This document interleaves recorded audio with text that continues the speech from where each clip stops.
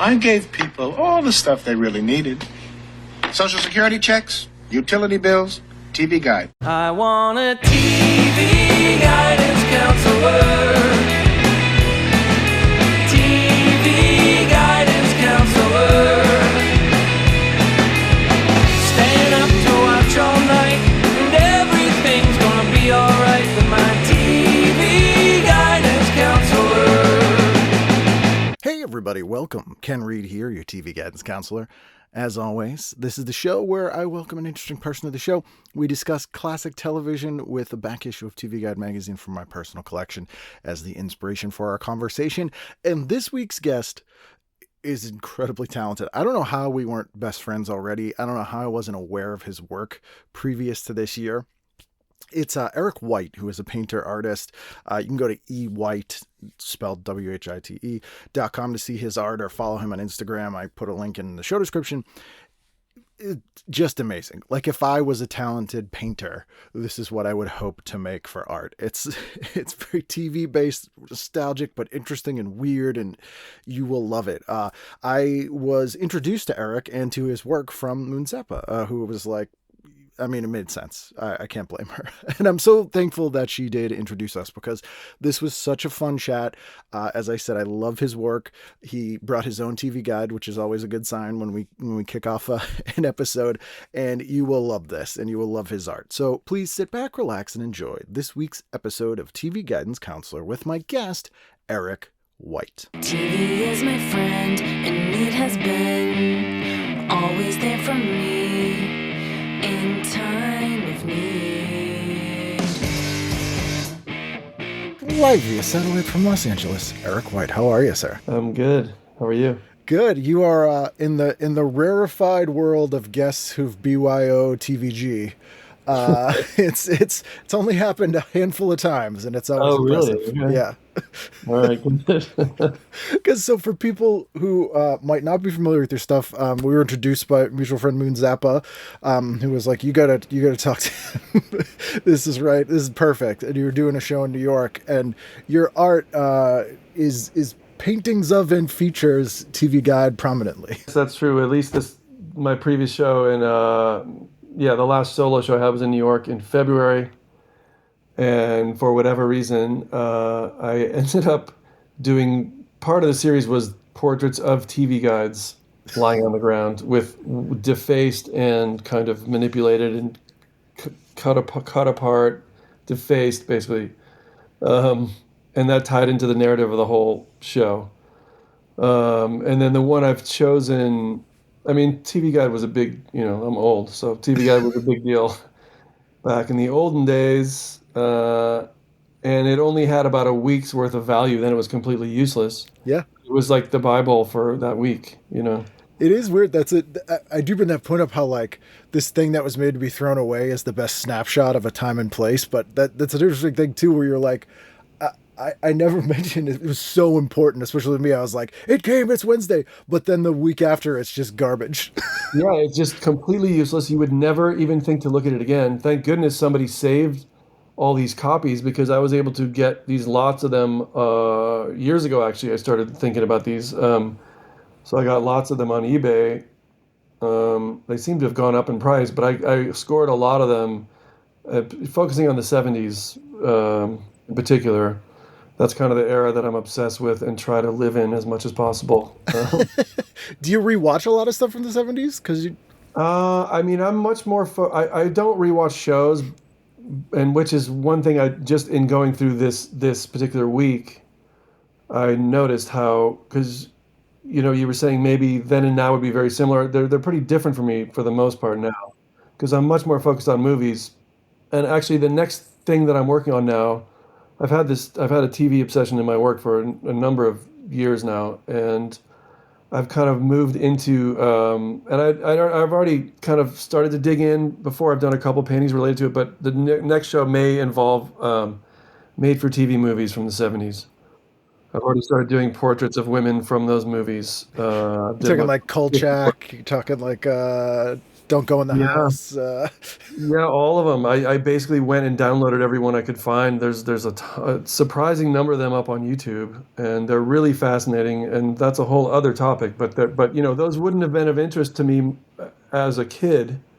I mean, the one I've chosen now, I'm obsessed with 70s, but there's a particular reason why I chose this one from 81. But that's close. You know, I was still a kid, and I wouldn't have been interested in those most likely at that point. I would have been more into into sitcoms. Yeah, I think they were aimed at adults, the made-for-TV movies, so. because there was always that war between movies and television for like 30 years trying to get people to pull them away. And it was... That's right. The made-for-TV movies are a fascinating subgenre to me because they would almost always be genre movies because they're like, what's the, you know, we want something that's salacious, but what we can get away with on TV. So there's so many horror movies. A ton of like B-movie and exploitation directors directed them because the networks were like, you can make this in 4 days, awesome. And they would always have movie stars, but from 30 years earlier in them. That's it. It's amazing. It's all these, you know, massive stars that weren't working and like, okay, I guess I'll do TV. But, you know, I mean, that line is completely gone now, obviously, and everything's changed so drastically. But at the time, it was definitely considered a step down. Yeah. And they weren't considered even movies, you know, and part of the reason I'm doing these portraits of these women is, you know, thinking about 50 years ago, what it was like for these people. You know, plenty of them, I'm sure, you know, went to Hollywood with these dreams of becoming, you know, and then it's like, oh, okay, well, I got this TV movie. I guess that's a good start. And and some of them did go, you know, I was amazed to find all the, you know, Sally Field and Cloris Leachman, all these people that were doing those before they kind of broke in, you know, real Hollywood. But, you know, a lot of these women never went beyond that. And to think of what they must have gone through and, you know, doing this work that was considered really kind of subpar, but really giving their all in these demented movies. And, you know, I feel like they deserve honoring. The ones that are forgotten that never made the leap to you know, theatrical features. Before we jump into the TV guide, you mentioned Cloris Leachman, so I imagine you watched Someone I Touched. See, I can't even remember. I was just there was a chlamydia one. I was just kind of burning through them to get imagery, and at first I was watching the entire movies, and I was like, no, this is not efficient. I Right. like scan them for these particular. I was looking for a particular mood in the images, like kind of dramatic lighting with them in kind of a, you know, extreme situation. So I went and just started taking screenshots. So I don't remember the name of it. It's one of the best ones I did though, was a Cloris Leachman one. I'll send you a photo of it later. Oh yeah, absolutely. If you ever go back and revisit the Cloris Leachman one, Someone I Touched, is one of the most insane made-for-TV movies. Wow. It follows a guy from the CDC who's played by Andrew, the guy who was the Zodiac killer in Dirty Harry and was in Hellraiser, Andrew Stevens. Okay. And he's telling all these people they have chlamydia from this one guy. So the movie follows him, and it's like not a comedy, but like Cloris Leachman's one of them. She sings the theme song, which is called Someone I Touched. There's a scene where this like high school girl tells her mother she has chlamydia, and I cut this scene out because this woman slaps her daughter 17 times. Wow. Like it just keeps going. It's like The Naked Gun. It's insane. So yeah, you could get away with that then. I will. That's definitely not the one that I watched. I know that now, but I will definitely investigate that. Thank you. Yeah, that was very fun. So you pick one from 81 here, and it's got the That's Incredible crew on the cover, right? Yes. Is that the reason you picked that one? Well, strangely, I've actually painted that from this cover 3 different times, and the first one was probably in 2010 or even earlier. I just thought this was such a hilarious photo, and I think that's probably when I got this particular issue. I've had that whole, you know, at least for probably 15 years. So, and I don't even know if those other paintings are on my site, but I've now painted them 3 times because this was the first one I think I did for this new show. So there's, so something about this image is just hilarious to me. It's so serious. Yes, and that's the funny thing is like that's basically the dawn of infotainment. Like it was basically structured like a news show, but it was just these nonsensical, whatever, just stories of people doing water skiing, squirrel, yogi in a box. Yeah, but it was sort of, you know, positioned like it was a news show, which is hilarious to me. So, yeah, so I think that's part of the fascination with it. because for the listener, it's this, and I'll post a link to the cover, but it's this very moody, all black, like void background, and it's the three hosts. They're backlit, all kind of smiling. You got John Davidson there. It's just ridiculous. Carol Lee Crosby is wearing a far too low cut shirt, I will say. To be on the news. It's like, so that's like 2 buttons too much. You're right. Yeah, That's Incredible and Real People were the sort of rival shows. They were always just this weird mishmash of stuff. I describe it to people younger than us as sort of like if your local newscasters hosted YouTube clips. That's perfect. That's perfect. Which was first? That's Incredible before Real People? I believe That's Incredible was first, yeah. And then because Real People was like, oh, you know what? We'll just do the people stories. None of this other garbage. The stories from the heart. It was ridiculous. A few years back, I don't know if it's still streaming, but Real People were all streaming on Amazon Prime, every episode. Oh, wow. And I had forgotten they did a whole season on a train. So they went to different cities. On a train? Yeah, they were traveling, and I doubt they were actually doing that, but the conceit was the whole crew is traveling from town to town on this train, and each episode's in a different city. Wow. And it was just bizarre, like even more bizarre than I remembered. That is so weird. So wait, were they on competing? Like, did they put at the same time slot? Yes. Wow. For a bit they were. I think they were both on Sunday nights at one point. Wow. Okay. But then they got moved. So 81's a really interesting year because I know you're talking about the 70s, but I always kind of argue that the 70s didn't end till about the end of 1983. Okay, that makes sense. The aesthetic, that sort of beige age sort of stuff was still kind of going till then. It bled through, absolutely. Yeah. So 81's got a real 70s feel. There's a real rattan feel going on. Absolutely. Yeah, and these lapels are certainly carried over. So, but I think everything else, I've done a couple shows now where every piece of ephemera that's included in the painting is from the previous show, my previous solo in New York in 2018, there was nothing, I was painting book covers and album covers and things, and nothing was after 73. Everything was meant to take place in 1973. And then this most recent show, everything was kind of in the 70s, with the exception of this one, because I had to include these guys. But no one would question that. Like, no one would look at that cover and you'd be like, this is from 1981. They'd be like, okay. Well, exactly. The feathered hair, center parting. Yeah. That led in through. But it's definitely true. And it certainly has a 70s feel. And it was just into the 80s. And I actually took the year off the painting. You didn't want to get called out. Yeah. This is a farce. That's from 1981. How dare you? It invalidates the entire show.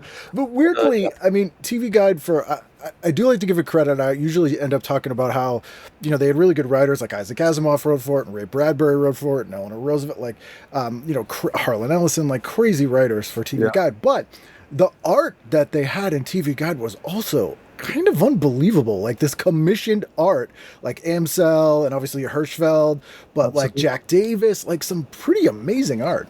Absolutely. I mean, I went through every single cover in the archive of the 70s and a little bit into the 80s too when I was looking for particular people. And it's really remarkable. And then I also started looking backwards. I mean, Hirschfeld started doing kind of more simplistic things later on, just the line drawing ones. But the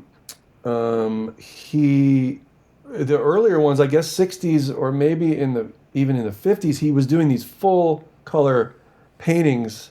I mean, that guy is the master.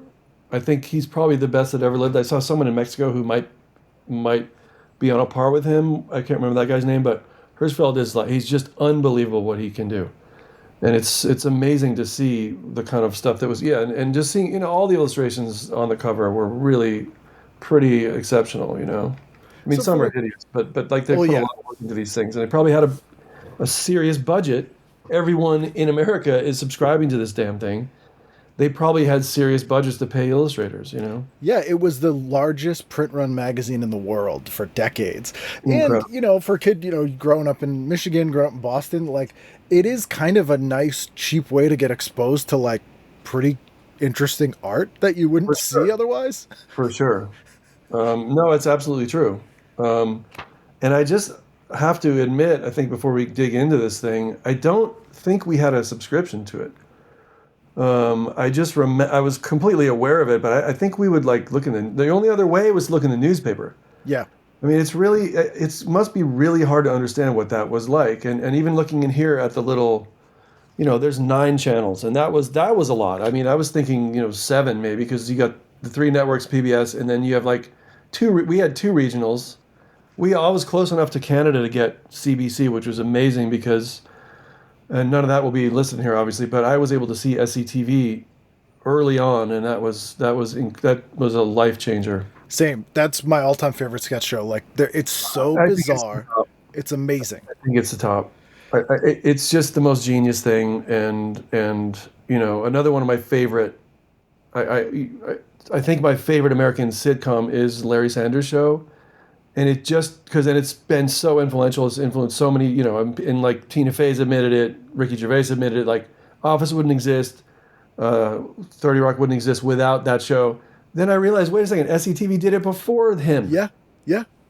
20 years. Behind the scenes, and I mean, unbelievable. Just and all the world building, like the thing I always point out is like Count Floyd is Floyd Robertson, who's a drunk, but he's doing the thing at not like they don't expressly say that, but that's right. It's amazing. Yeah, a work of genius. I have every episode. I'm obsessed with it still. I had Dave Thomas on 2 years ago. Oh, amazing. Oh, and he had the best. The only 2 people who I've had on from that show was Dave Thomas, who had just amazing stories, and Fee Waybill from the Tubes, because they were in one episode, the Fisher musician, and he had just the best John Candy stories. Like just amazing. That's amazing. Dave said when they moved to NBC, Dave got made the head writer, and Harold Ramis didn't like John Candy.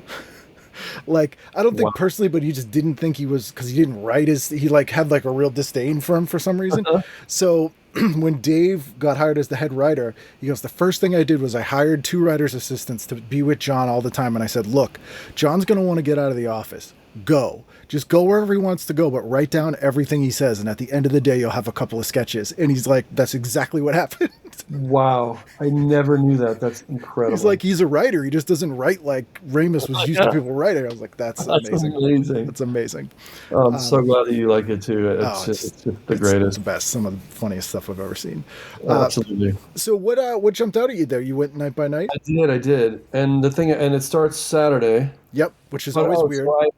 So I don't, like I said, we didn't have them. I didn't save any from childhood or anything. And again, they were useless and they were thrown into the trash. I'm surprised anyone kept any of them, but some people had enough sense probably to keep them from, 50 years ago, which is really, I'm very grateful to those people.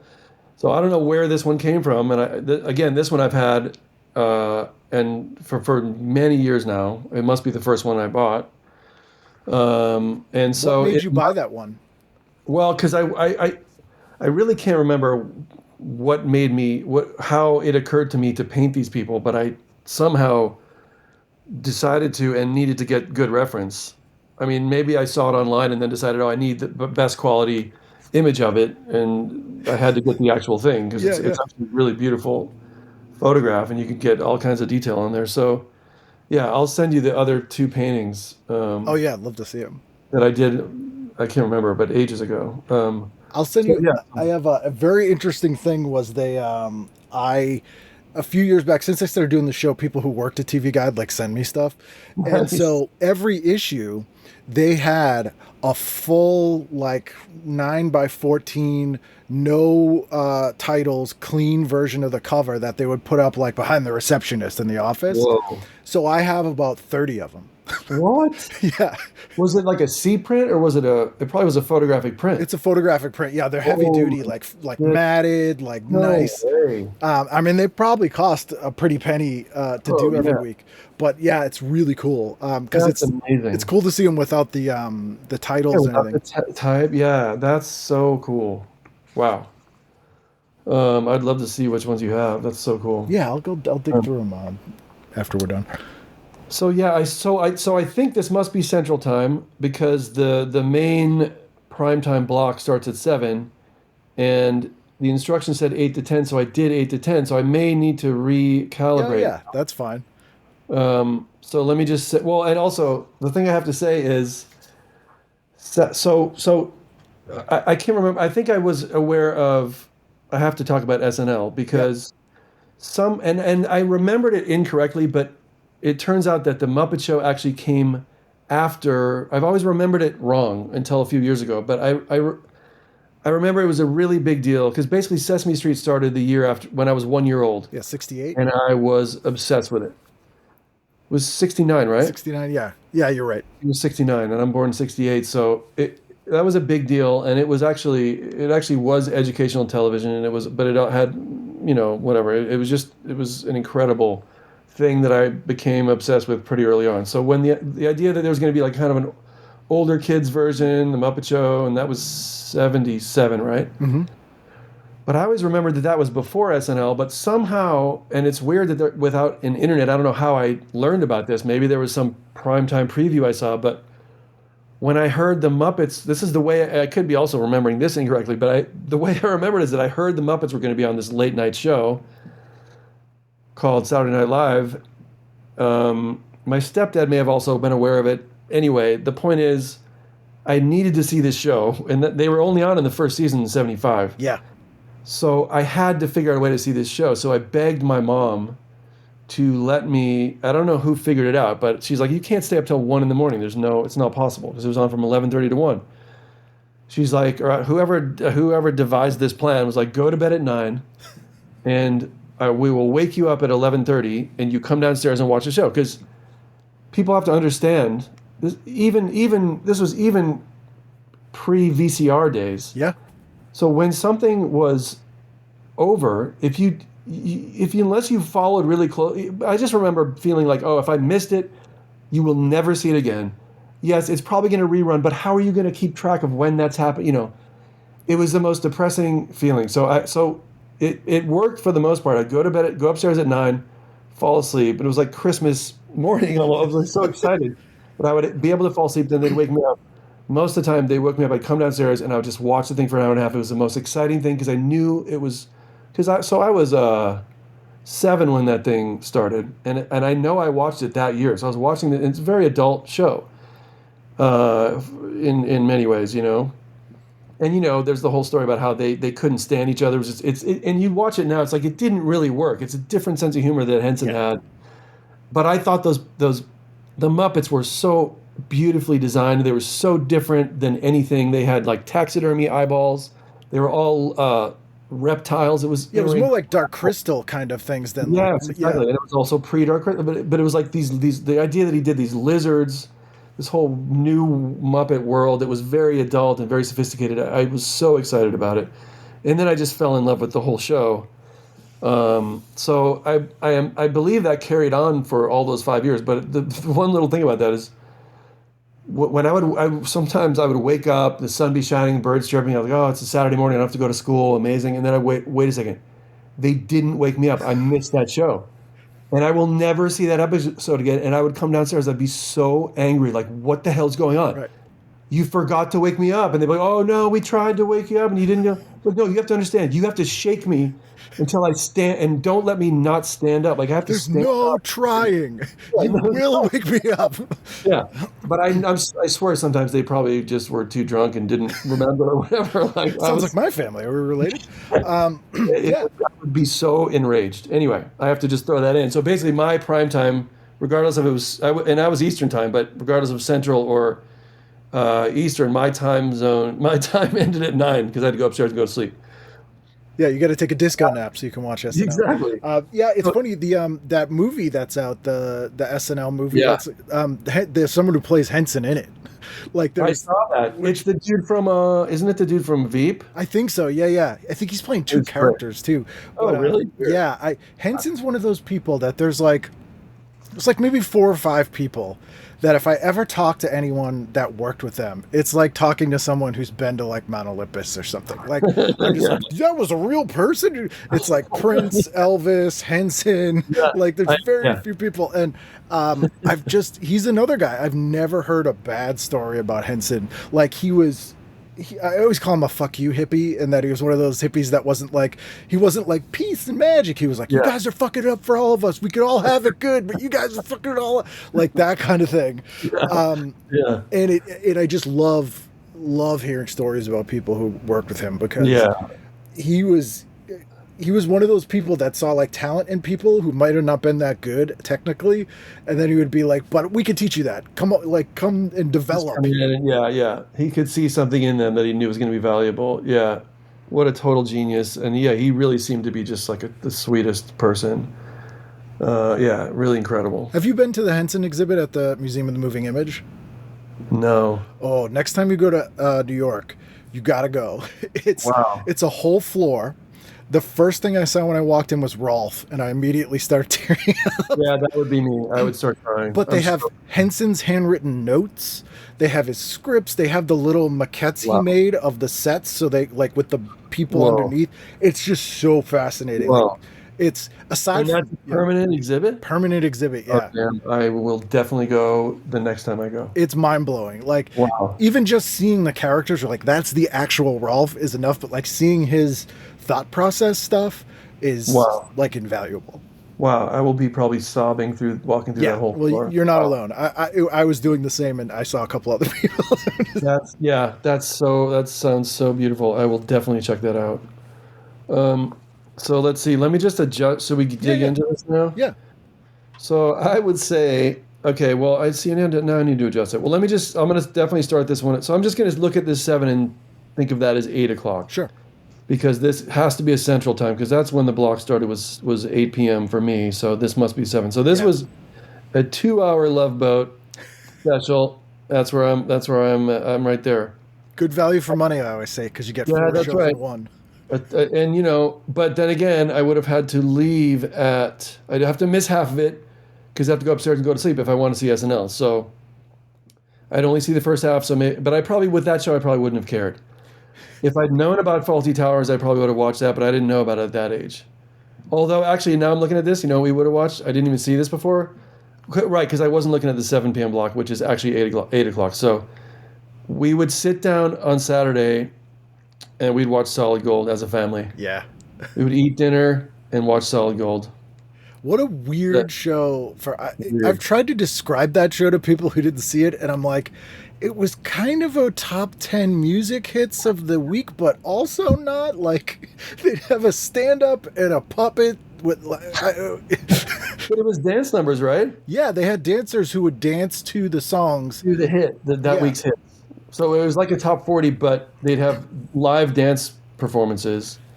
Wow. Okay. But it was actually, speaking of, because we were talking a little before we recorded, I had Marshall Crenshaw on, and he told me when he was on Solid Gold, you mimed the song, but they made you re-record it. So you had to do it because they didn't want to pay like whatever the performance right of the original recording.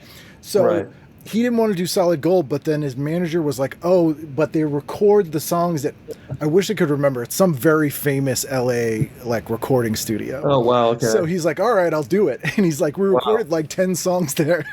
So I only did it so we could get basically free studio time at this place. Oh, that's amazing. Was it Sunset Sound? I think it might have been Sunset Sound. Yeah, I think it was where like Phil Spector did a bunch of stuff. Oh, so I think it might have been. But yeah, it was just so funny. He was like, I was like, all right, fine, I'll do it. That's amazing.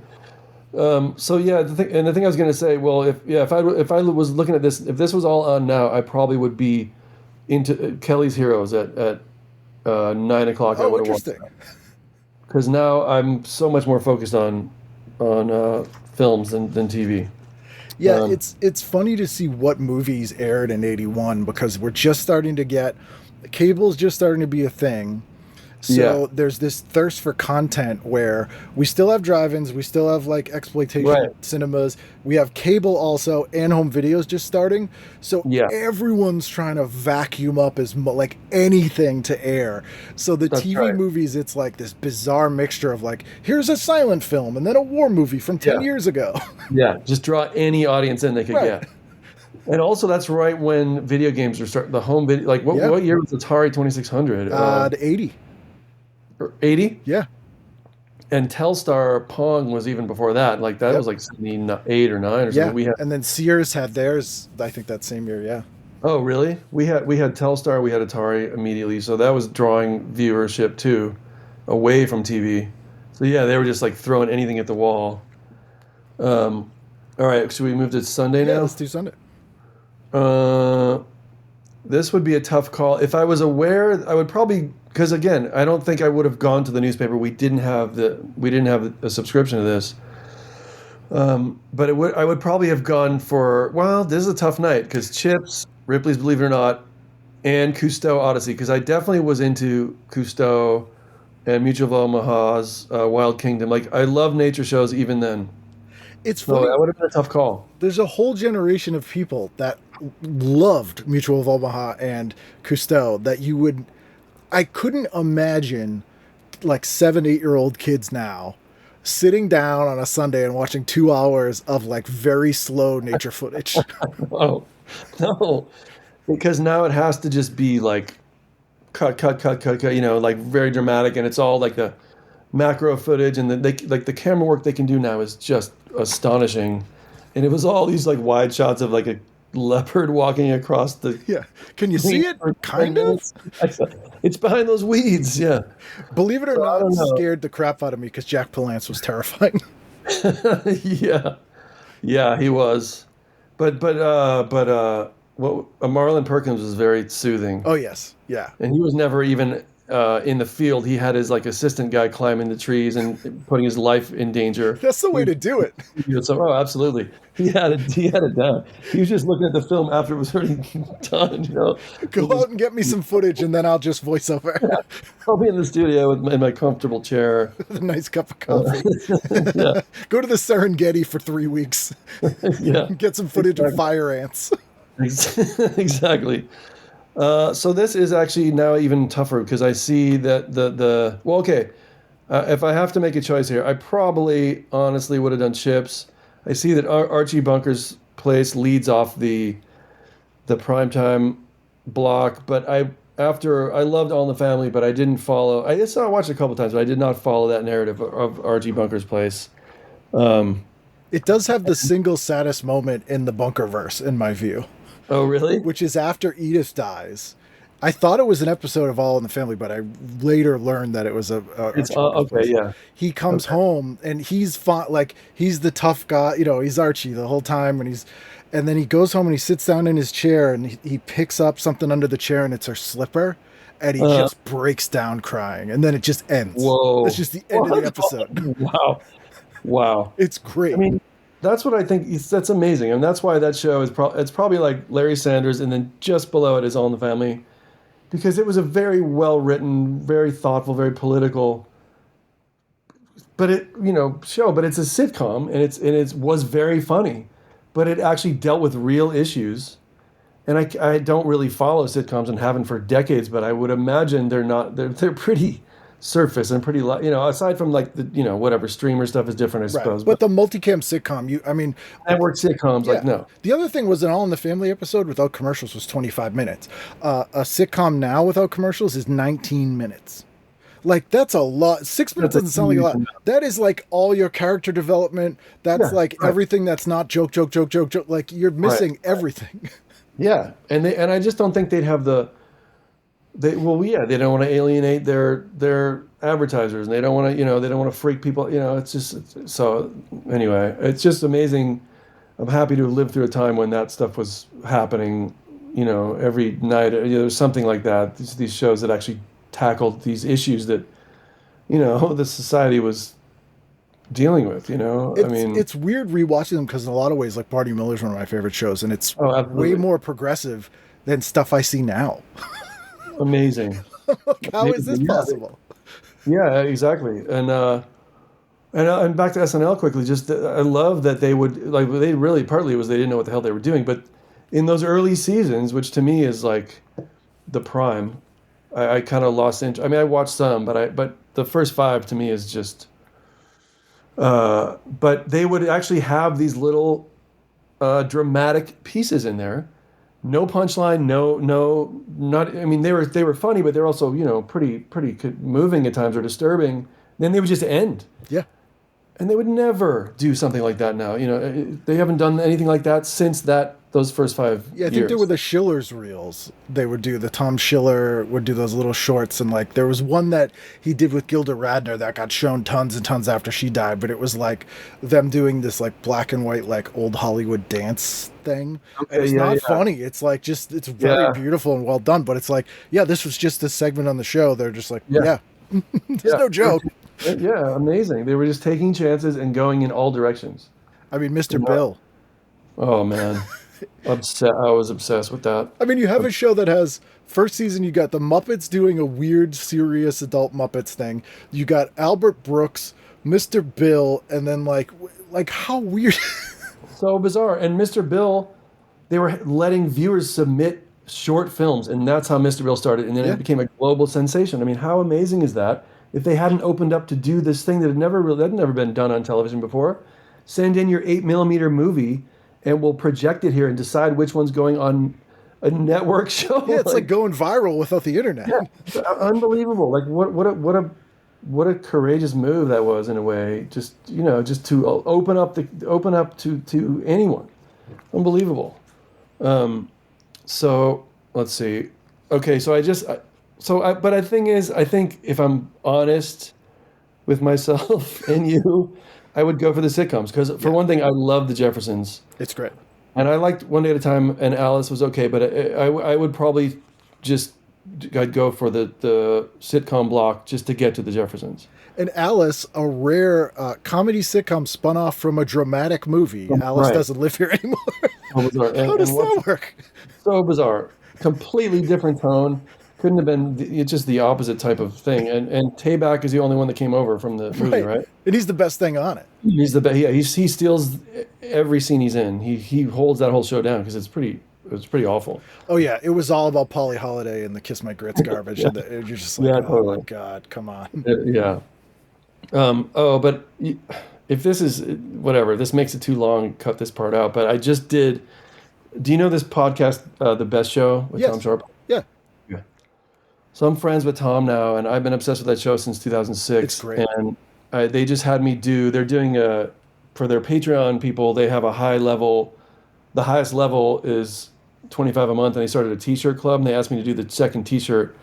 So I'll send you that too, even though I don't know if you can't share it, I don't think, or maybe I'll ask him if he can share it. Keep it under wraps if you want me to just. Okay, so they said I could do whatever I wanted, and I was doing the second one, and so I wanted to do it based on a call.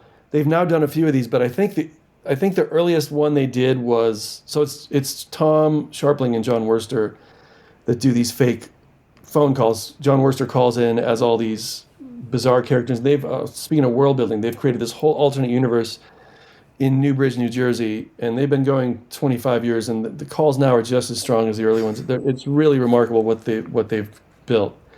So they did a call years ago about an episode. And now they've used this trope a few times, but he was like, "Oh yeah, did you see that episode of Archie Bunker's Place? It only aired once." It's about Archie murdering someone on the show and going to the electric chair. So now they've used that "it only aired once" things a number of times, but it is one of the funniest calls they've done, I think. And so I decided to do. So the T-shirt is basically an issue of TV Guide with Archie in the electric chair in the style of Hirschfeld. Oh, this is amazing. And I did, and I'll send you the image. Oh, I'd love to see that. Yeah, I mean, but that gets to the point of like what we were saying earlier, in that there were things when we were kids that were legendary. Like you couldn't prove you saw it. So for better or worse, like exactly. Yeah, exactly. That's such a good point. Like I definitely saw things that I was accused of lying about, and then there were definitely kids at school who I knew were lying, but everyone was like, "No, you saw that. No, there was totally a Benny Hill episode with tons of boobs in it." No, yeah, they only aired it once. Here we go. Monday Eve. See, I didn't look at this when I went through it before because it was in the 7 o'clock, but that's incredible. Yep. There it is. Does it have the breakdown of what's in that episode? Let me check here. I bet it does. This is very exciting. I always love That's Incredible breakdowns because it's like a weird poem. New segments on lasers used to fight crime by detecting fingerprints, painless dentistry via hypnosis, repeat segments on a small man who lifts big weights, people who claim ghosts have called him on the telephone, a throat device that eliminates stuttering, Haitian zombies. Holy fuck. I need to track down that episode. Oh my That God. was it like that every week? That's unbelievable. Yeah, there would be that mixture. But Wow. also, people who claim ghosts called them sounds like a Wurster phone call. It's the ghost calling in. Oh my goodness. Okay. That's hilarious. That's where I'd be.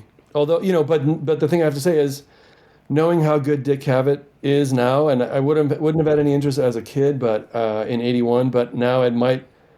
Although I would like to see that episode, so forget that for that week. But I would maybe now generally go towards Dick Cavet over at That's Incredible. Depends but, who the guest was on Cavet too. Yeah, exactly. So I'd have to check the schedule in the TV guide, find out what's coming up, and then I'd make my choice. But Dick Cavet would be on the table now. Those long form interviews are amazing. Like they're all on YouTube, and they're so good. I mean, there probably was nothing like that at the time. Just that guy was so brilliant and witty and quick, but also really engaged, and he really listened, and really amazing. I didn't appreciate him. I didn't dislike him, but it seems so old, like as a kid. Because speaking of the old actors in TV movies, like one of the things Cavet would end up having is these old Hollywood people, sort of at the end of their career, end of their lives, where they didn't give a shit anymore, and they were like, "Oh yeah, I'll tell you everything." Absolutely. The Robert Mitchum episode. Yes, that's my favorite one. One of the greatest things I've ever seen, and also the fact that, because they released some of them on, like they did little collections of them, and like back when Netflix was actual physical discs, I was doing that, and I got the Hollywood one, which was like a multi-disc one. It had the Mitchum, but then it had 2 episodes, and I don't remember if she went in twice or if it just ended up being so long they made it into 2 episodes. But Katharine Hepburn had never appeared on TV, and she didn't want to ever appear on TV, but she agreed to do it. But they emptied the studio and just did one-on-one, her and Katharine Hepburn, just one of the most incredible. I mean, that's like a landmark television event, and it happened. Amazing. And the Betty Davis one. I mean, Oh yeah, and like the Sly Stone one where he's clearly on acid. Yeah. And he does. That's why he could like kind of adapt himself to anybody. And the David Bowie one is so strange. And have you ever seen the Dinah Shore show with Iggy Pop and David Bowie? oh, I don't know, but if I have, I forgot. It's so good because, first of all, Iggy Pop is wearing a suit, like a full 3-piece suit, but no shirt. So he's got like a suit coat on, and this is like the afternoon Dinah Shore show. And David Bowie's being like very polite and stuff, but it's the weirdest interview because Dinah Shore's like, people tell me you hurt yourself on stage. And he's like, well, yeah, sometimes. Like, it's just this weird, the tone is bizarre. Weird. That's so bizarre. And that makes me think of, did you see, what is Andy Kaufman's alter ego? Tony Clifton. Tony Clifton. Did you see Tony Clifton on Dinah Shore? Yes, the cooking segment. Oh, unbelievable. The greatest. He did a failed pilot like a few years ago, like in the late 90s, early 2000s. Oh, really? And the premise was, it was like a Judge Judy show, but the judge was Tony Clifton. What? And it was real people. It was done exactly like one of those shows, and they didn't tell people it was a joke. So Tony Clifton would be the judge, and the pilot's on YouTube. It's hilarious. Because one of the things he does is he's being very Tony Clifton, and he's insulting to people, but he'll do this whole rant, and you think he's gonna like give the case to one person, because he'll be like, "And you, sir, you're the worst, whatever. So I'm in your favor." Like it'll just be like, doesn't make any sense. Oh no way! Oh, it's so funny. I will be watching that immediately. Stormy Justice, it's called. What? Oh, that pisses me off. That didn't go to series. Oh, that would have been so good. Man, that's incredible. That sounds. But it's the other guy doing him, right? His writing Yeah, it's partner? Bob Zamuda. Yeah. I saw a live thing in New York of him doing like a live stage show that was fantastic a few years ago.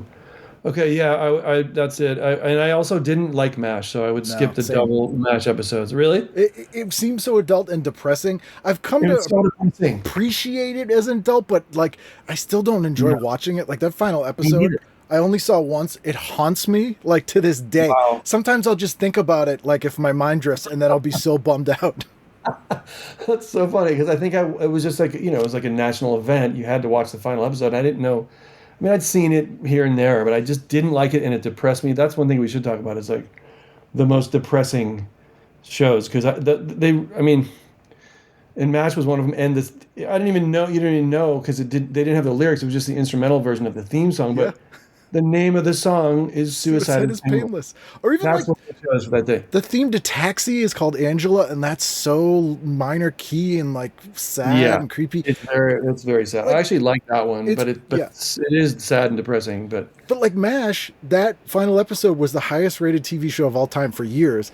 And the key plot point is that the main character makes a woman kill her own baby to shut it up. And it makes him snap and lose his mind and go into a mental institution. And it's the thing where he convinces himself. Yeah, Alda.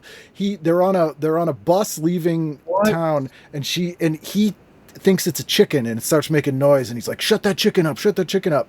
And she kills the chicken to shut it up. But then he's like, "It wasn't a chicken. It was a baby. It was a baby." What? I do not. If I watched it, I have no recollection of that. It is fucked up. So dark. Yeah. And what year was that? 1982. Wow, they really went out strong. Yeah. On that, I did not. That's insane. Like, I did not. Everyone in America watched this. That's insane. Whoa, that's crazy. Jumping back to the Jeffersons on that topic, I did this painting. It's on my site. You might have seen it, but I really love the Jeffersons. And that's right. This is also based on what I thought was just another demented thing that Sharpling and Wurster made up. But I heard them talk about it multiple times. I was like, that's the funniest idea that Sherman Hemsley, who played George Jefferson, was into prog rock in real life. How did they come up with that idea? He was. And then over a couple years, I was like, wait, they keep bringing this up. Let me just look up if that's real. And I found it was real. Like, it sounds exactly like something they would invent, but it was completely real. The story about David Allen from Gong coming to the U.S. with his girlfriend, and because Sherman Hemsley that was his all-time favorite, was Gong. He had a little Gong room in his mansion, playing Gong stuff on a loop. He's telling him as they're driving to his mansion, like, we're going to have the flying teapot Gong thing all the way down Sunset Boulevard on the light posts. Like, just unbelievable that that's real. And it made me love Sherman Hemsley even more because, again, he like carried that whole show. He's so brilliant on that. So I did a painting. Originally the painting was going to be him, somehow Sherman Hemsley and Gong, his obsession with prog rock. But then it kind of morphed into the idea that what if, because he's into prog, so I don't know what else he was into, but I was like, what if he's having a flashback on the set of the show while shooting an episode? So it's Sherman with a look on his face, and then it's the set behind him and all the other actors. And then coming out of his mind is it ended up turning into all the shows that traumatized me as a child and all the characters that I was so terrified by and really did damage, I think, to my psyche on some level. I mean, I'm not saying, it's like, I can't compare obviously to real PTSD, but it like when I had to look up an image to make this painting of whatever one of the characters that Charles Nelson Riley played on, I guess it was Lidsville. Oh yes, yeah, the magician. I had like a physical panic before typing that in and seeing those images again, because something about those Kroft Super Show characters really scared the living shit out of me. It's uncanny and weird. Yeah, same. It's terrifying. So those type of like that, and that was aimed at children. I mean, those people should have been put in jail for like those things. Really were so terrifying to me. I had nightmares about those characters. What else were some of the other ones coming out of his head? I had Granny from Beverly Hillbillies. Yep. Okay. I had Matt Wayland. No Wayland Flowers, but I had Madam. Was terrifying. Looked exactly like my grandmother. What is that? The design of it and I guess it was pretty cathartic to paint these things, but I really did have almost a near panic attack looking up the Charles Nelson Riley character. So it was that guy with and the witchy poo. Yep. I had Chaka from Land of the Lost, which I actually loved, but it also was that show was pretty terrifying too. Well, there were like hard sci-fi writers who wrote for that show. Yes. Yeah. I mean, that stuff is extreme. When the dad goes into the obelisk and gets cloned and comes out negative dad or whatever. They're talking about time loops and closed pocket universes. I'm like, what? That was a dinosaur show. Yeah. It was deep. What are we doing here? But yeah. So that's in it. Oh, the lady or no the one from Mr. Rogers that show depressed the hell out of me. And The old really lady who looks like Madam. Yeah, with the burnt nose. Her nose is like burnt to a crisp. Yeah. That's not Lady Elaine. No, Lady it's Elaine's not human, Lady right? Elaine. I can't think of her name, but she terrified me. As did the gnome guy with the weird little beard. That whole world was just like, no, we're not going in there, please. I like the little cat. Oh yeah. And I kind of like the platypus was also kind of terrifying. Yeah, because the clacking. The clacking was disturbing. Oh, that's right. And it was just awful. That whole show was awful. It really, I would watch it occasionally, but I was like, what is this? It just freaked me out. You know who directed a ton of the little picture segments? Who? George Romero. What? Yeah, because he was from Pittsburgh, and they filmed it way. all in Pittsburgh. Michael Keaton was an intern for years on Mr. Rogers, and George Romero directed a bunch of those little picture documentaries. Oh, that is so funny. I had no idea. Also, just a warning to you, if you ever fly into Pittsburgh, be very careful where you walk in the airport, because there are Mr. Rogers exhibits with the puppets, the actual puppets. Whoa, really? So, Wow. don't get taken by surprise. Okay. Thank you for the warning. Yeah. Maybe I'll just avoid Pittsburgh entirely. Well, yeah, you could do that as well. I'm trying to think of anyone else in there, but anyway, I had to touch on that. Yeah. Because I was really happy with the way that painting came out, and That is definitely a thing. I mean, you are not alone in that. And to redeem Charles Nelson Riley, he did a one-man show called Life of Riley a few years back. I just found out about it this year. The whole thing's up on YouTube, and it is amazing. It is so funny and crazy. Like, as a kid, he survived a fire at a circus in Connecticut. That's like this famous fire that everybody died. It's like him and his friend didn't, and it's like this crazy life story, but it's also really funny and sweet. It's so good. Wow. Because I actually really loved him when I would see him on game shows or like on Hollywood Squares or whatever. I thought he was so funny, and I really liked him. It was just that in those characters with that hideous makeup, it just really was so demented. Yeah. I can't think if I'm thinking. This is related to this. I had to put in the image the NBC Sunday Night Movie. Because I never watched this because I think it started at 10 and it was around my bedtime, or at least early on, and I wasn't going to get to stay up till midnight. So, but I would see that opening sequence. It's at dusk and it's really dark, and there's just a shadowy figure coming at you with a flashlight, and it has this synth theme that is fucking terrifying. The whole thing. Mystery movie. Because it was Columbo. And McMillan wife. Yep, Matlock. That thing, and that was because like Columbo started as a Sunday night movie or a mystery movie, whatever. Yeah, and all those shows started as movies, and then they went to series. But that opening sequence was terrifying. So that's in the painting.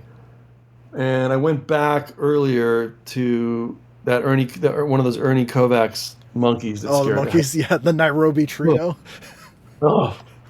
All that stuff is just like... Yeah, no, you're not alone there. I got it out of my system, but I'm still clearly affected by it now. It's weird.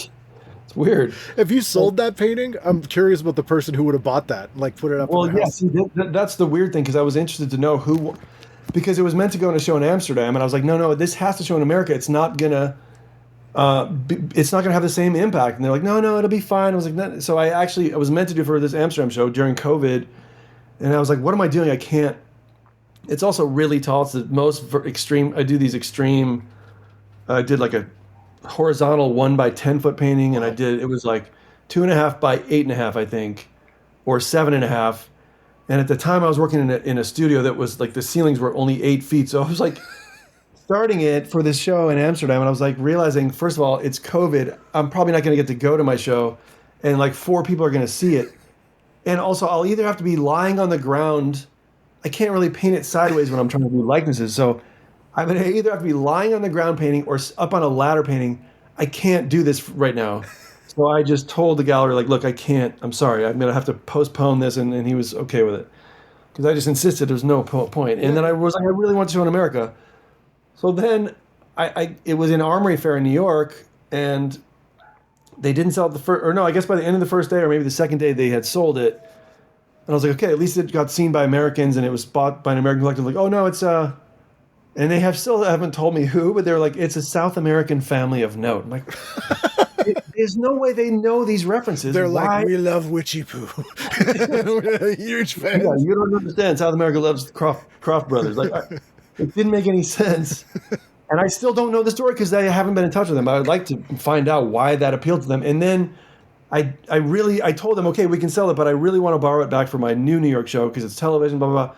And it ended up not working with the narrative for the show, so it was fine, but it felt like it didn't get seen enough for the amount of time and thought and energy I put into the damn thing. But then they knew that they had promised me that we would borrow it back, so they looked into it. And they're like, oh, it's actually in Switzerland. Like, so I have no clue what's going on, and I was like, I'm not going to ask them to spend $5,000 to ship it there and down for 4 weeks. You'll forget about it and go visit Switzerland, and you'll go to this small town, and just everyone will be into Chaka. Like, people will have shirts on and stuff. Like, the local sports team will be called the Chakas. Like, You'll just be like, oh, it makes sense now. Yes, that would be so amazing. Oh, and then while I was doing that, I found out that this friend of mine used to date the guy that played Chaka. Oh, wow. Maybe he can be on the show. I'm going to find out and ask him. And I still haven't met the guy, but anyway, it's so funny to me. Okay, I feel like I'm getting us off track. No. This show's all about tangents, but we're good. Monday, right? I think I did. Oh, Monday was That's Incredible, right? I think I'm ready to move to Tuesday. Well, it just would be hard. See, now I probably would go for Nova, but at the time, and also there's Cavet and there's Star Trek, but I still have never. I really have always wanted to, and I always liked it when I watched it. It felt a little old. The original Star Trek for me, and I never watched any of the. I watched a couple of '90s ones, but just a couple episodes.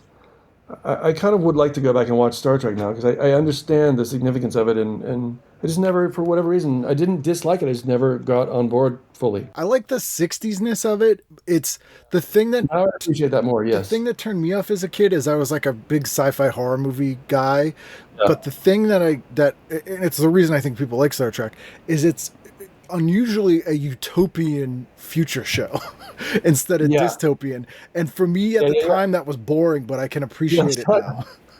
Yeah, it's true, and there's a lot of talking, not enough lasers or monsters or you get the occasional green lady. You get but I still liked it, and it just wasn't the right. Anyway, but I would like to revisit that thing.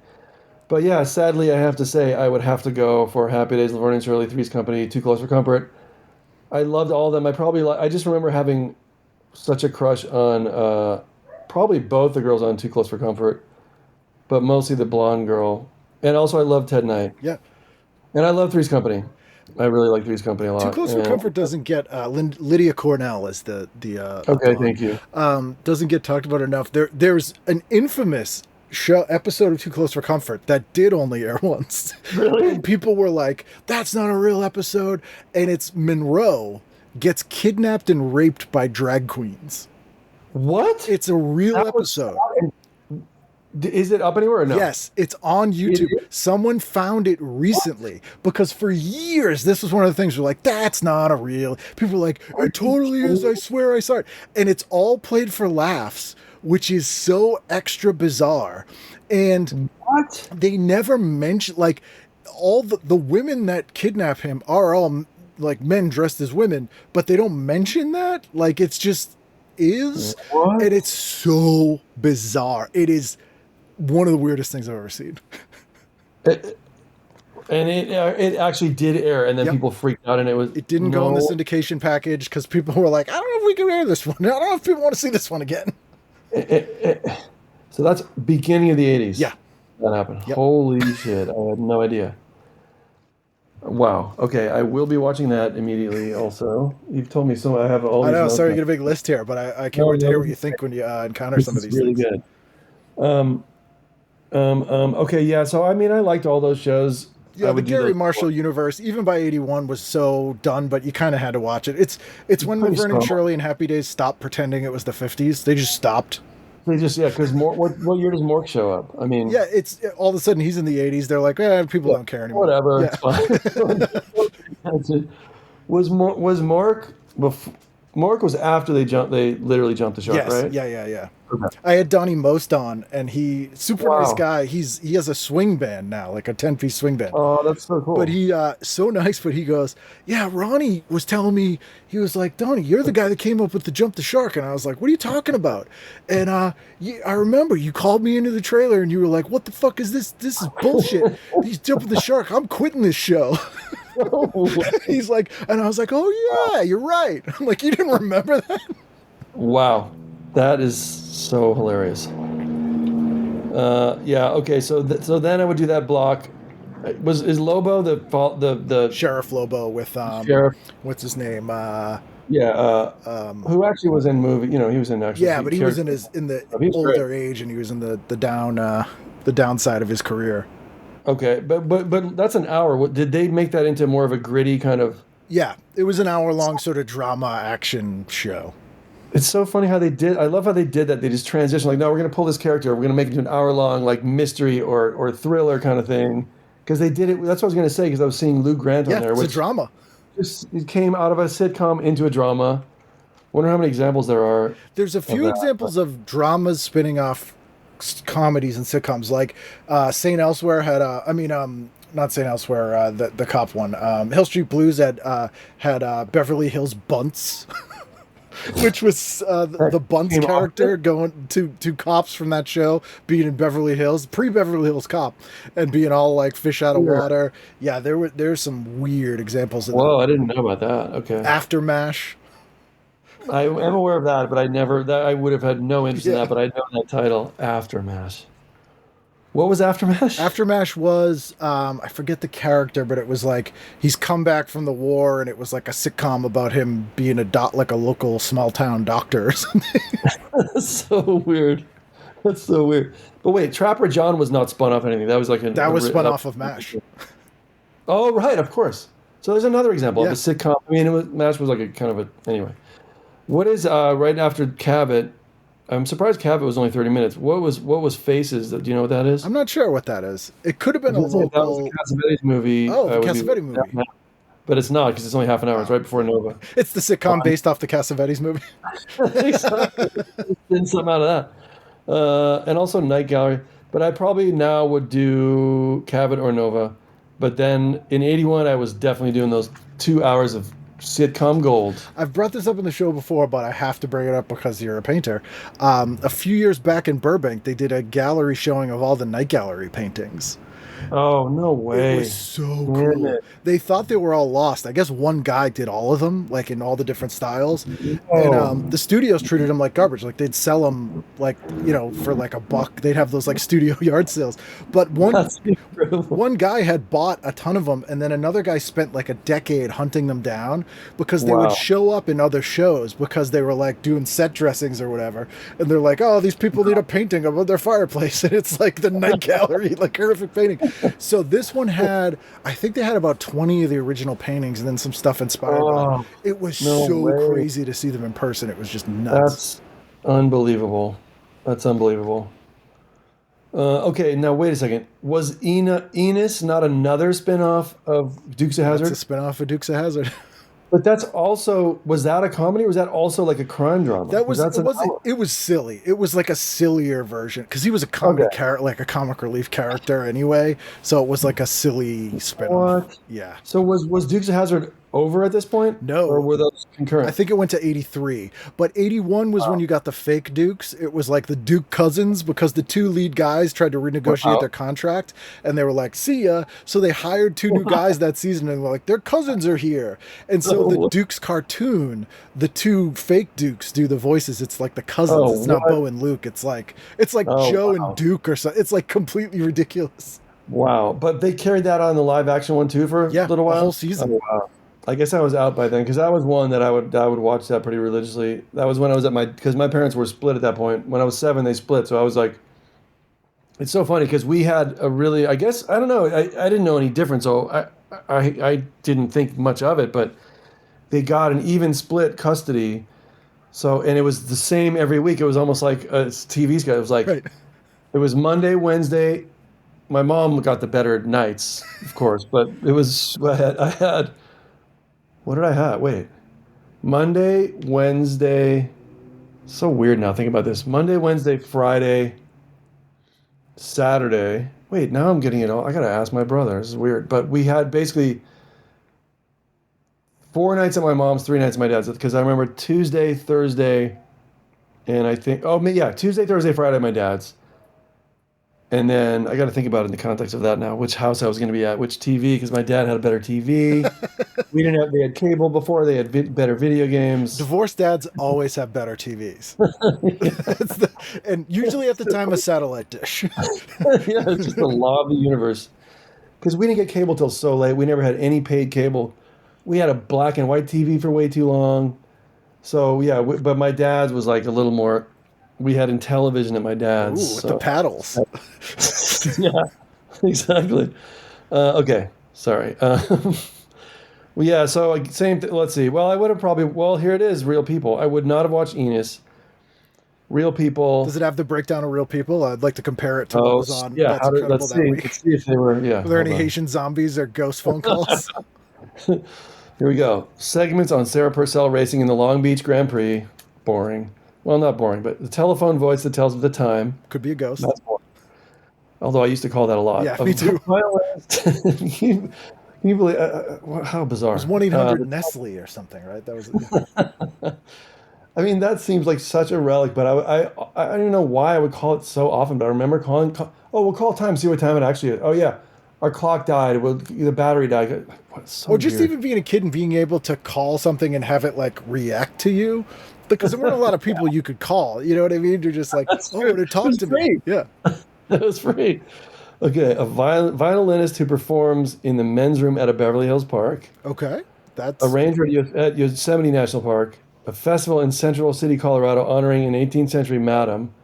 Skip Stevenson. No, That's Incredible blows that out of the water. Yeah. That sounds like shit. Although The Violinist sounds like a cover story that got out of control.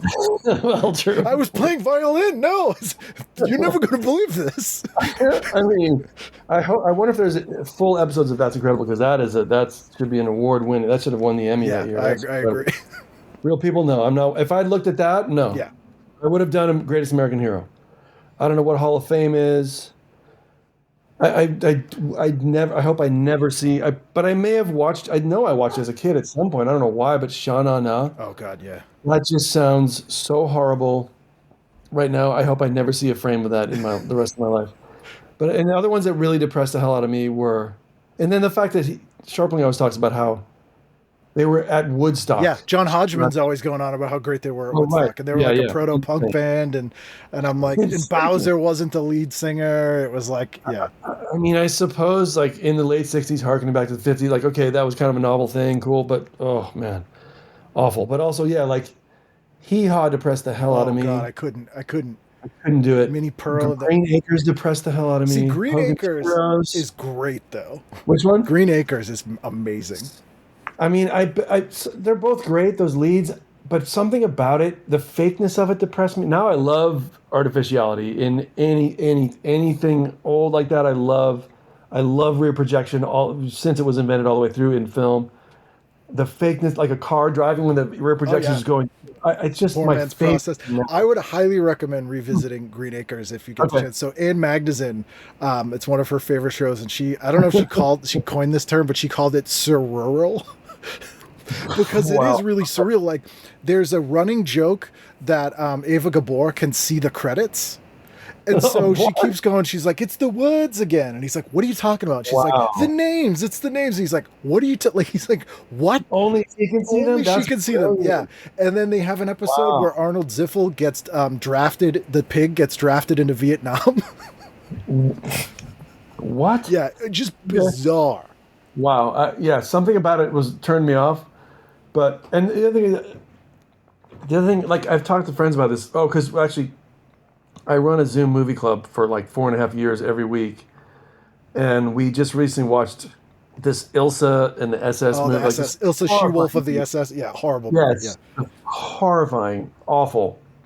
But we had to watch it, that we have to watch, And to find out that was shot on the set of Hogan's Heroes while they were still shooting the show, I had no idea, of course, at the time. But the weird thing is, as young as I was when that show was on, it creeped me out for various reasons. But one of them was that you somehow, even in whatever grade I was in, the kids would talk about how something horrible and really strange happened to Bob Crane.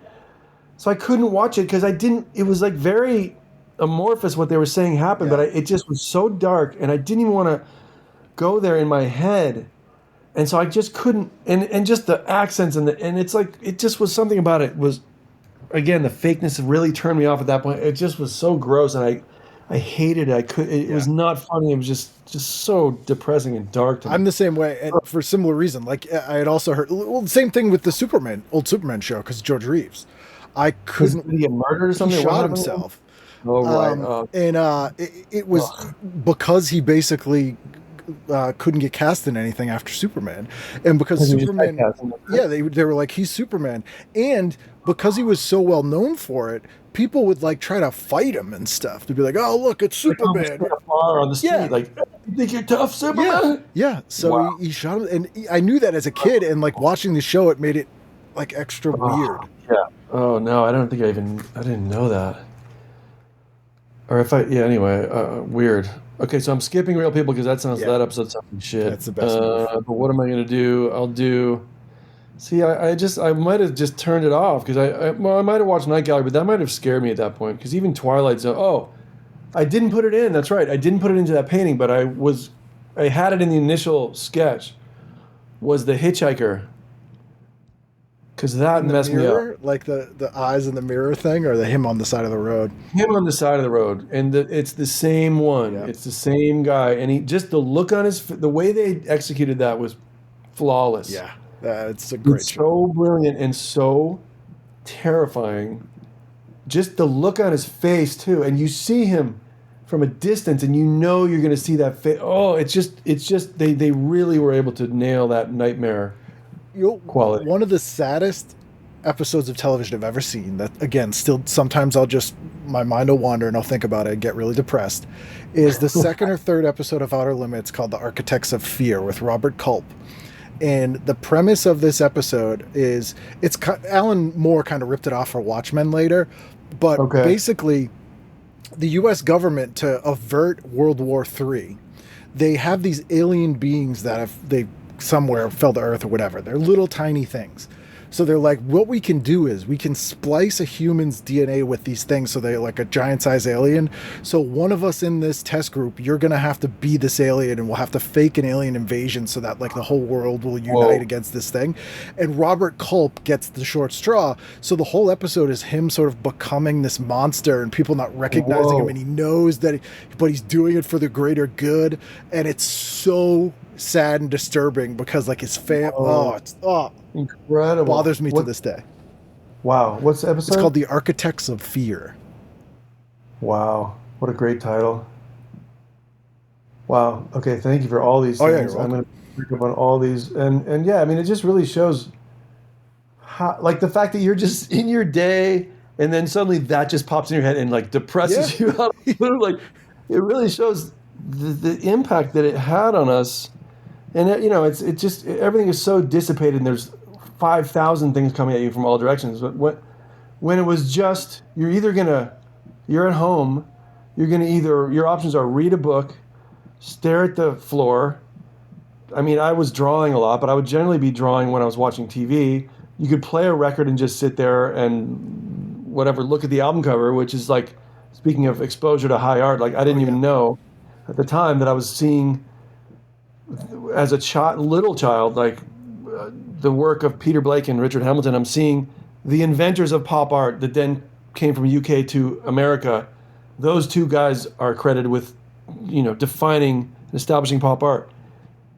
Peter Blake did Sgt. Pepper's, Richard Hamilton did the White Album. And I'm staring at this, listening to those records, not having any clue that that's infiltrating my system, And like you said about TV Guide, you're looking at these beautiful things. You have no idea who's doing them. But like I would, stuff like that, I would just stare at those images, for But yeah, so anyway, sorry, a little tangent there. No. You're going to read, you're going to watch TV, you're going to do nothing, you're going to listen to music. Those are your options if you're staying home or talk to your family.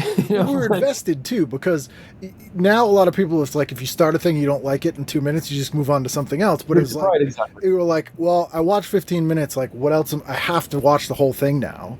Yeah, exactly. So you're like invested. You're invested, and there were very few options. And if you knew you're going to, most people and a lot of families were eating their meal in front of the thing, or if you didn't, where you're going afterwards. I mean, yeah, you could play board games or whatever. That would happen sometimes, but generally speaking, you're going to watch TV for a couple hours after dinner. You're not going to talk until you go to sleep, and that's just that. And a lot of this is like within the 9 options in here. A lot of this is like I'm not watching Masterpiece Theater ever. No, that's not for kids. So it's even whittled down to that. So like, if you're not going out to see a movie, this is all you got. Although, and the only way you knew what you were going to get is this, or maybe I guess it was in the newspaper. Yeah, each newspaper had like a TV week thing, which is cool, like a local. Cool. I will say one of the most disappointing shows to me was Mystery, because the opening credits were an animation by Edward Gorey.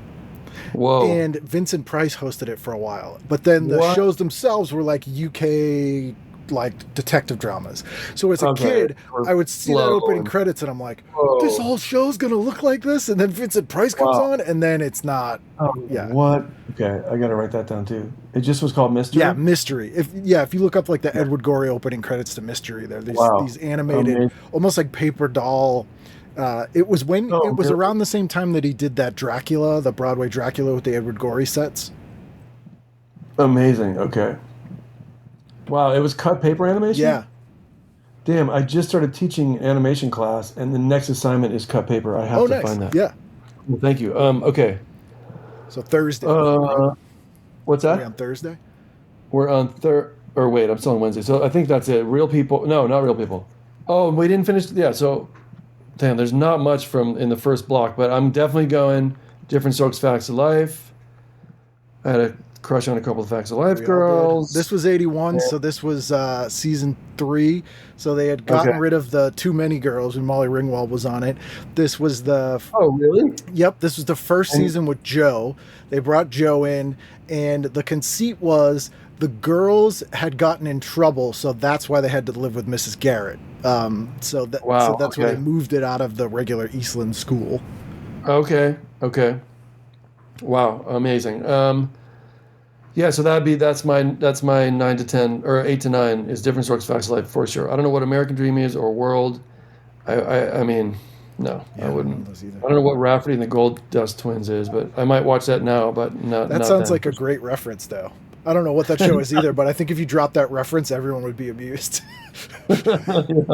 Okay, now we're into Thursday. Waltons. I never was into it. Any show that took place before Electricity, I hated. I'm out. Out on Waltons, out on Little House. Yep, nope. Looked at like, no, why? Nope. Why would I? They're wearing like gingham dress. No, why would I bother? No. Although famously, one of those other, like one of the most famous disturbing episodes of television is The Little House. And it's a circus comes to town, and this mime assaults one of the daughters. He sneaks in a room and assaults her. And for years, and then the dad kills him. And for years, it was one of those things where people were like, remember the mime on Little House? And they're like, that's not a real thing. And it is. There's the exact same thing. It's another one where, like, I mean, maybe that's where Sharpling and Wurster got that idea, because of that and the other one you told me. Mm-hmm. That sounds so terrifying. I don't want to watch that episode. It's horrifying. Someone edited the whole episode down to like 2 minutes on YouTube, and I was like, this will be easier to take. And I'm like, this is worse. Whoa, really? Because it's like just the highlights. It's terrifying. I'm gonna watch the supercut though. I got to do it. Okay, Thursday. This is the night. This is the gold. Mork and Mindy, no question. No, because what are your options? Waltons, NBC Magazine, please. Inside Story, everything else. You even looking at it, not even knowing it is. It all sounds so boring. Arkansas Game and Fish. Although if now I would check out what With Aussie and Ruby is, because that sounds amazing. And also now I loved watching sneak previews, but if it was against Barney Miller, no way I would watch it. Yeah. Because we got Mork and Mindy, Bosom Buddies, Barney Miller, Taxi. That's a perfect night. 2 hours. That's rock solid. You can't, like, that Thursday was the night, and that was NBC, right? ABC, I think. ABC? Okay, they owned it. They owned Thursday night. Yeah. Because I mean, Barney Miller, as we mentioned before, it's such a good show, holds up so well. unbelievable show. Genius. Unbelievable. The thing I loved Yeah. about Taxi was it was a show about people who weren't doing the job they wanted to do. Every single one of them was something else, a What I Really Am show. So it's like, I'm really an actor, I'm a writer, I'm a boxer. It was like, no, you're all cab drivers, right? So, and I think any of us that have gone into any creative art, like, you totally identify that. We've That's all worked a amazing. job where people are like, well, this isn't really what I do. This is what, I'm just not doing this by choice. What about DeVito? Did he want to be a dispatcher, or he had some other thing No, too? that's why he was miserable. What was he trying to do? He wasn't trying to do anything. He was like, this is my lot in life, and I just accepted it. That was his lot, Yep. and that was he's going to get. Okay, so Mork and Mindy, I mean, everyone loved, who could not watch that show? Yeah, and especially by 81, I think that's when Jonathan Winters had joined the cast as their son. Oh, man, forget about it. The greatest. Any chance to see that guy, because I always loved him so much, but, like, there wasn't that much to see him in, really, at that point. I mean, He had his records. Yeah, I mean, he's in Mad World, Mork and Mindy. He'd have a special every now and then, and he did some HBO specials in the 80s, but yeah, there really isn't that much. Yeah. But he would be on game shows or, like, talk shows occasionally. It was always just the greatest thing to see that guy. But, like, there wasn't really a way, unless it was on TV. That's the other thing. It's like everything's at our fingertips now, and we still bitch about everything. Right. But, like, at that point, you couldn't just you couldn't watch It's a Mad World. You couldn't watch it unless, when you have a VCR, sure. But now it's that's nothing. cropped, and it's like, it's not the same. Yeah, if they had it at the video store, or if everyone in your family agreed to get, like, one of the two things you were going to rent for the weekend, but yeah, so that when that came in, and we didn't even have one of those for years. If it was only on a big deal did we get, even when that technology existed, we didn't have it. Because we would rent, it was like, oh, it's your birthday, let's rent one for the weekend, and you pick out 5 movies to watch the whole weekend. The Omen all weekend. Exactly. Or we would watch Repo Man or Terminator or whatever. Like, Repo Man. I had Alex Cox on a couple weeks ago. What? Yeah. Oh, no way. So that's probably my favorite movie of all time. And he had such good stories. It's in my top 5. Yeah. It's in my top 5. It's in my Letterboxd top 4, actually. If you're a Mad World fan, the Hollywood Museum, right off Hollywood Boulevard, the old Max Factor building, they have the model from the end where they're on the building with the ladder and it's stop motion. Whoa. They have the whole thing with the what? Yeah, it's on the 2nd or 3rd floor. It's actually right next to Pee Wee Herman's bike from Big Adventure. What? Wait, where is this? At the Hollywood Museum, right off of Hollywood Boulevard. It's in the old Max Factor building. It's next to Mel's Drive-In. Oh, man. They have some crazy stuff in there. The whole basement is the entire set from Silence of the Lambs, the Hannibal Lecter cell. What? Yeah, they have the whole thing. I guess I'm a bad Angelino or whatever you call us. You know what they have? Speaking of things that terrified me, they have the baby from V. The lizard baby. Whoa. I have to. It's just in a case. It's like just there. How did I not even know this place existed? I mean, when you live somewhere, you don't go to the the touristy things. But I guess not. Yeah, I guess not. I missed all these things in New York when I was there for 15 years. Like, how did I not go see the map of the physical map of New York? But I love I don't actually like that movie that much. I'm glad I saw it, but I don't need to see it again. Yeah. But I love miniatures, so I would go just to see that. It's cool seeing one that old too. It's from whatever 60. Yeah. That's right.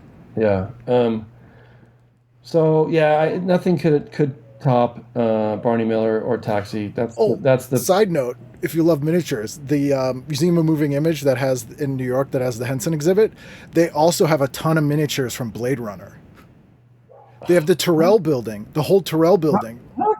Why do they have it? I don't know. It's amazing, and they don't even make a big deal out of it. I was like walking around, like, it's the freaking Terrell building. How was I not alerted to that? This is wow. Okay, thank you. Incredible. Okay. My next trip to New York that's not even scheduled is already booked. Yeah. So Barney Miller, fantastic. Barney Miller Taxi, untouchable. But it's sad that it's against sneak previews because I loved watching that. And also, isn't This Old House like a demo renovation show? It was the first. It was produced by WGBH in Boston. And that season 3, that 1981 season is infamous. So I grew up in Melrose, Mass, which is about 8 miles north of Boston. And that season of This Old House, they shot in Melrose, where I grew up. So as a kid, we went and watched some film, which was like an amazing deal. to be like, wow, it's like Hollywood's here. But the infamous thing about that season was the whole concept of This Old House was that the homeowners would help. They put in sweat equity, right? So it was like, do it yourself. But the homeowners, and of course they're from Melrose, were like, man, we're not doing anything. And so Bob Vila and the other guys were like flipped out. They're like, you guys better help it. They got in like this huge argument, and they were like, we're walking, we're not going to help. You guys aren't pitching in. And it was like in the show. No way. Oh, man, because I used to love that show. It's great. I also used to like, I wouldn't expect that I would like that, but I remember seeing that at the time and really being into it. I also was really into Julia Childs. Yeah.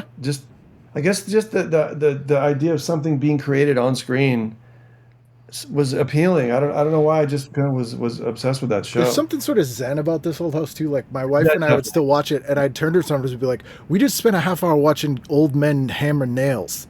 That's it. Like that's all that happened. That's it. But we enjoyed it." Yeah, it's true. It is very soothing in a way. Okay, so those are my picks. But yeah, so it'd be tough because I loved watching. And who's on sneak previews at that point? That was after Siskel and Ebert had left for their own show. So it was Jeffrey Lyons and Michael Medved. Okay, so I could have missed that. So now I hate Medved so much. I was not into those guys. It's just Siskel and Ebert. Siskel and Ebert are the best. I still rewatch those episodes all the time.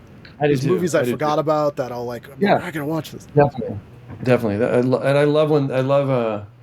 I need to do that more actually for my movie club, like showing the reviews of the movie that we just watched. Okay. Just means more work. But valuable work.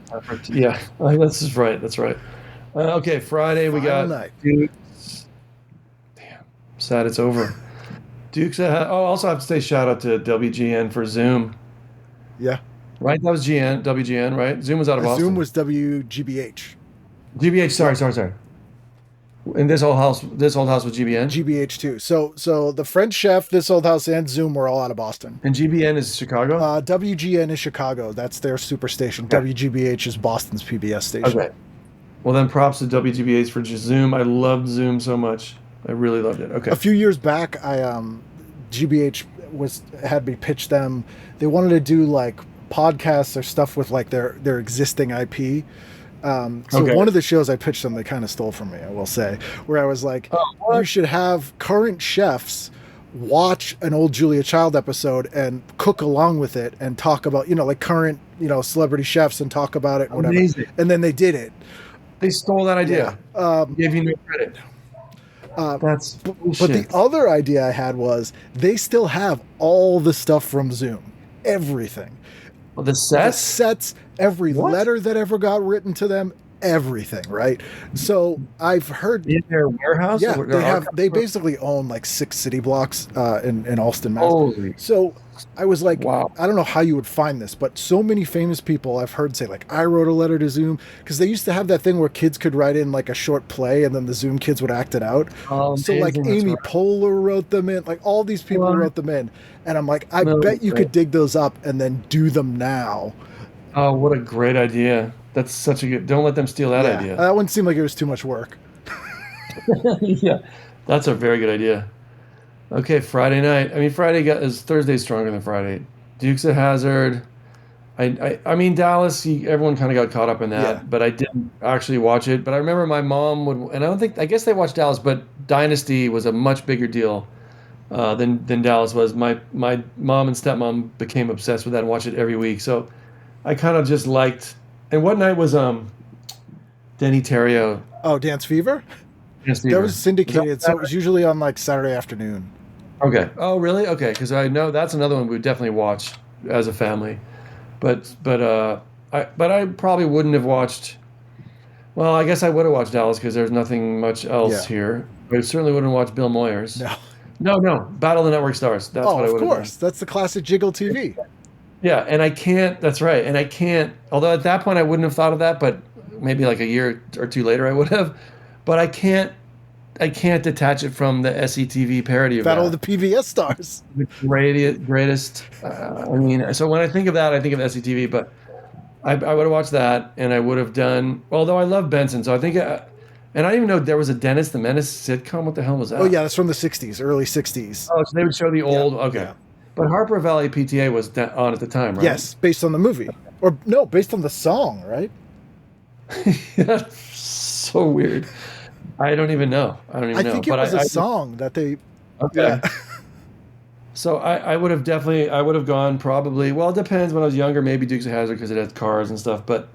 And I did like, that's true, I did like Daisy Duke. But I love Benson, so I probably would have chosen Benson. Robert Guillaume. Because he was so great on that. Yeah. And it was a spinoff of Soap, which I loved, but I wasn't allowed to watch. Right. Because that was also, but that's another groundbreaking show. But I remember that was on whatever night it was on at my dad's house. Was it Tuesday? I think it was Tuesday. So it was on probably at 10 because it was very adult themes and they had, possessions and UFOs on that. First gay character and evil ventriloquist. Billy Crystal, ventriloquist, and the dude Bert was just stole every scene. Richard Mulligan. Unbelievable. But I would have to, I'd hear okay, time for bed, go upstairs, but I would like sneak back down and sit at the top of the stairs just so I could just see this thing, but my dad couldn't see me on the couch. And I'd sit there and watch the episode and just be really silent. Yeah. I don't think I never even told him I did that. I didn't do it that often, but I really love that show and I really want to watch it, but I wasn't allowed to. That's a thing kids today, but there's two things they miss. There's a lot of things they miss out on, but sneaking and having to half listen, half watch a show. Yeah. And getting up after everyone went to sleep and having to watch a show with your ear next to the speaker, like so low, just enough you could hear it so you didn't get caught. Yes, and also to get the Playboy channel turning between two channels. Yep. On the dial, and just barely for a second, like, I think I saw something. Sorry. I think that wraps it up. That's the week. That's a pretty good week. I mean, that would be a good week just for the That's Incredible alone. Absolutely, that locks the whole week down. Also, How to Murder Your Wife. I don't know if that's a TV movie or it's an instructional show. PBS thing. Like that would appeal to me now, but I would be watching Battle Network Stars back then for sure. You had to. 40. I mean, if you have the opportunity to see Dan Haggerty get mad at people for not doing a dunk tank right, you're gonna watch it. Nobody's missing that. I've had people on the show who were in Battle of the Network Stars, and I learned so much. Like, for example, if you won, you got paid more. So they're really trying. It didn't go to charity or anything. Like, it was not for charity. They just got more money. It was, I think they shot him down at Pepperdine, down in Santa Monica, Malibu. So they're like, Haggerty's like, God damn it, we're going to win this tug of war so I get my $5,000. That's great. I had no idea. That's so funny. With that in mind, when you rewatch it, it's a whole different show. That's great. I had no idea. That's so funny. Well, thank you for doing this. I'm so glad we finally got to do it. And we'll have to do another episode after you get through that huge list of homework I've given you. I would love it. Thank you so much. This has been super fun. And I'm sorry that thank you for being patient with me. And because we were talking about doing it, I think when I was in New York back in February, that was just way too out of my mind. Things happen when they're supposed to happen. It's fun. Exactly. This feels right. And I really appreciate it. And it was really fun. Thank you. And we're on the same page on a lot of things. Oh, yeah. So that's great minds. Exciting. That's great. Awesome. And thanks again for all these notes here I have. That's like 20 things I have to watch now.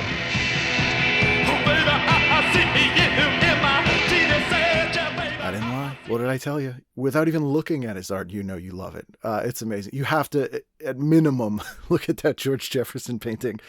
I want that tattooed on my soul.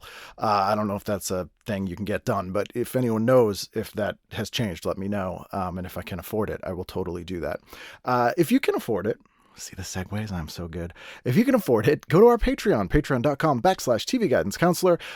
Little as $1 a month helps the show. I know we lost a bunch of patrons lately because I know times are tough, especially towards the end of the year.